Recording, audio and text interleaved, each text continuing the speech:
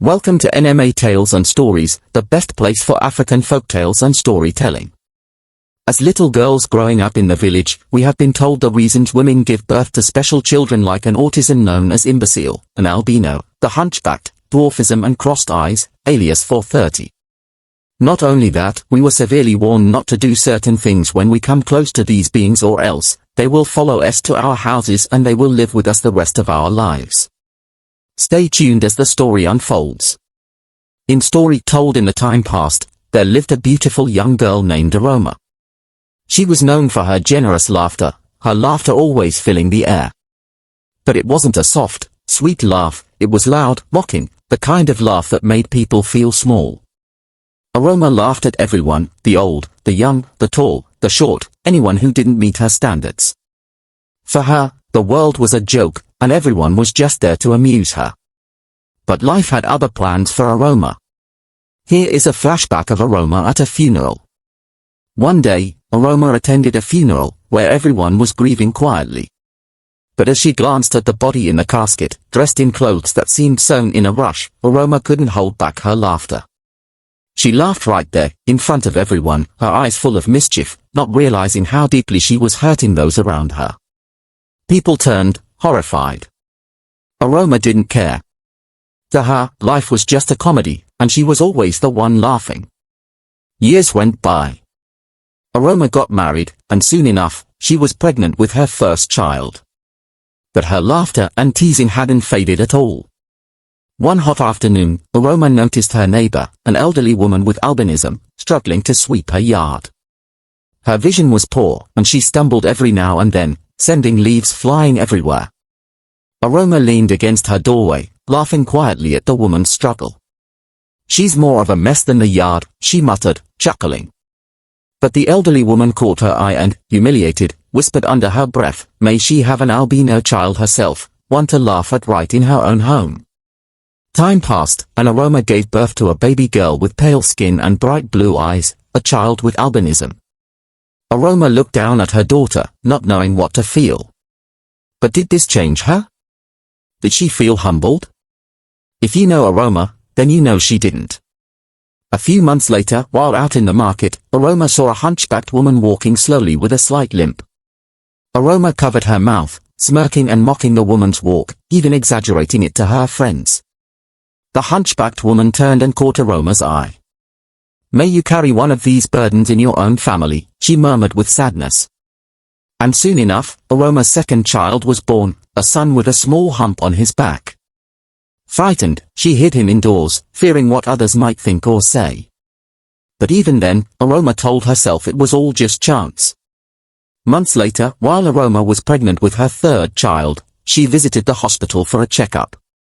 In the waiting room, she noticed a young boy with an intellectual disability, struggling to sit properly on his chair.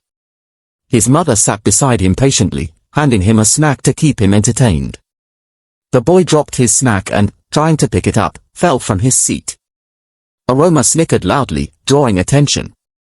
The boy's mother, hurt and angry, whispered, "Don't worry, woman, it will reach your house." When Aroma's third child was born, he struggled to learn and understand things as other children did.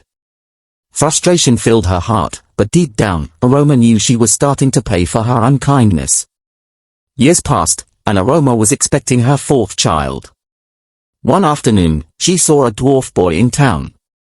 He moved slowly, his small frame unable to keep up with others. Aroma couldn't resist the urge to laugh and joked, "What a tiny man. How does he even manage in this big world?" The boy's mother overheard, her face shadowed with sadness. She turned to Aroma and said, "Be careful what you laugh at, life has a way of bringing things around." 9 months later, Aroma's fourth child was born with dwarfism. This time, fear filled her heart. She began to wonder if each mocking word, each unkind laugh, was bringing a curse upon her own children. When Aroma was pregnant for the 5th time, traditional festival took place in her husband's village.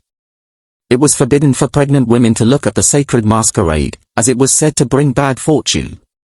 But Aroma, stubborn and curious, hid behind a tree to catch a glimpse of the mysterious figure. The masquerade, covered in striking colors and strange patterns, moved slowly through the village, its eyes wide and crossed, looking in every direction at once. Aroma watched, fascinated, even as the villagers warned her of the consequences. Her fifth child was born with crossed eyes, a condition that doctors couldn't correct. Villagers began calling her the masquerade girl, and Aroma could no longer hide the pain that she had brought into her own life. Years passed, and Aroma found herself alone. Her husband, overwhelmed by shame and frustration, had left her. She now had 5 children, each one unique, each one carrying the burden of a life she had once mocked.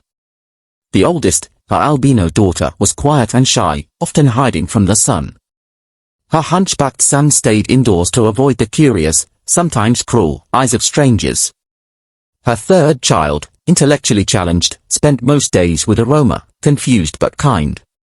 Her fourth, small in stature, navigated the world carefully, while her last daughter looked around uncertainly, her crossed eyes giving her a look of constant surprise. Aroma's laughter was gone now.